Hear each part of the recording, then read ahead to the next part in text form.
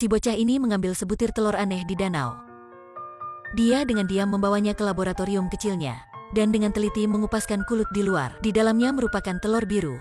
Dia belum mengupaskan semuanya, ibunya datang memanggilnya tidur. Malam itu dia tidak tenang, jadi sudah ke laboratoriumnya untuk memeriksa.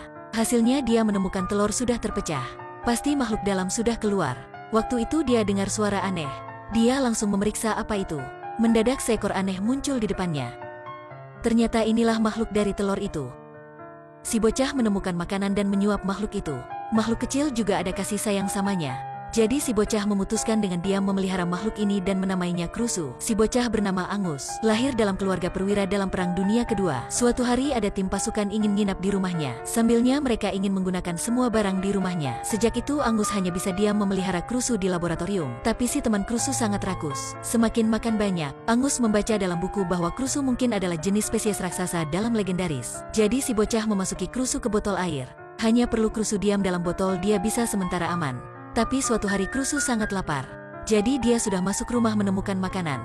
Hasilnya ketemu si anjing dari tim pasukan. Untungnya si anjing disimpan oleh tali, jadi Krusu baru aman. Waktu itu dari kamar kakak tiba-tiba ada suara berteriak. Angus langsung mencegahnya dan berkata dengan kakaknya rahasia Krusu sambil menyuruh kakak jaga rahasia itu. Tapi Krusu jika lapar akan berteriak. Hal ini menarik perhatian pembantu di rumah. Pembantu terkejut, tapi tampaknya dia sang memahami Krusu. Dia setuju menjaga rahasia tapi menyarankan Angus harus melepaskan Krusu karena dia besar sangat cepat dan pasti ditemukan. Suatu hari mereka keluar dan lupa kunci pintu. Jadi Krusu sekali lagi masuk. Si anjing tadi mencium aromanya jadi mengejar. Krusu dikejar seluruh rumah. Seluruh rumah dirusakkan oleh dua si binatang, bahkan menghancurkan meja makanan para pasukan. Akhirnya Krusu lari keluar dan menyamar dan keluar pengejaran si anjing. Melihat Krusu semakin besar, Angus memutuskan melepaskannya. Meskipun sangat tidak ingin, tapi keberadaannya pasti ditemukan. Sampai suatu hari ada orang sedang memancing di danau. Kedua si mabuk sedang memancing. Mendadak tongkat pancing digigit erat. Si pria siap jaring.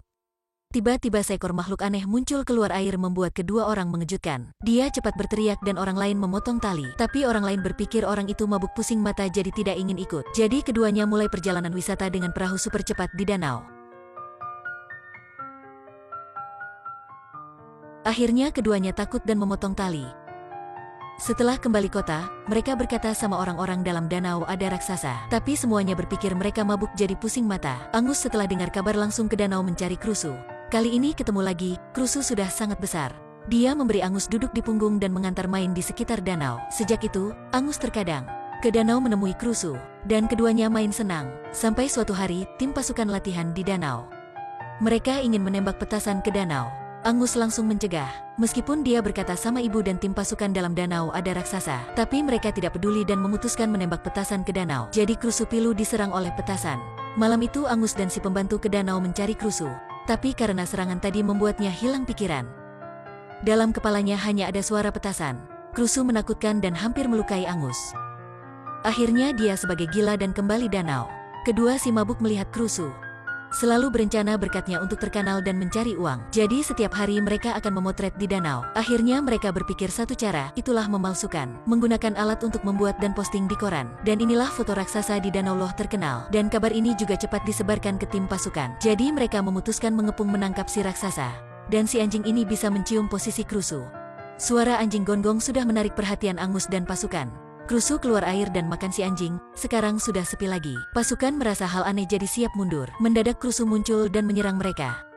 Para pasukan cepat memanggil markas minta bantuan. Akhirnya Krusu membalik kapal mereka. Dan setelah itu angkat si prajurit dan melempar ke tepi. Dia sepenuhnya tidak melukai mereka. Waktu itu si perwira dan ibu juga datang. Seekor makhluk raksasa di depan mereka. Si perwira dan ibu tidak bisa percaya pada mata mereka. Raksasa dalam legendaris pasti nyata. Mereka belum habis terkejut. Prajurit sudah mulai menembak petasan. Angus cepat duduk di punggung Krusu dan siap lari diri. Si perwira segera kembali untuk mencegah markas menyerang. Tapi sudah tidak tepat, lagi pula alat hub sudah rusak. Tim pasukan mengejar Krusu. Tapi pasukan di tepi sebagai buta. Melihat kapal mereka semakin menyerang. Melihat petasan semakin banyak, Angus menyuruh Krusu rendam air dan terus menuju.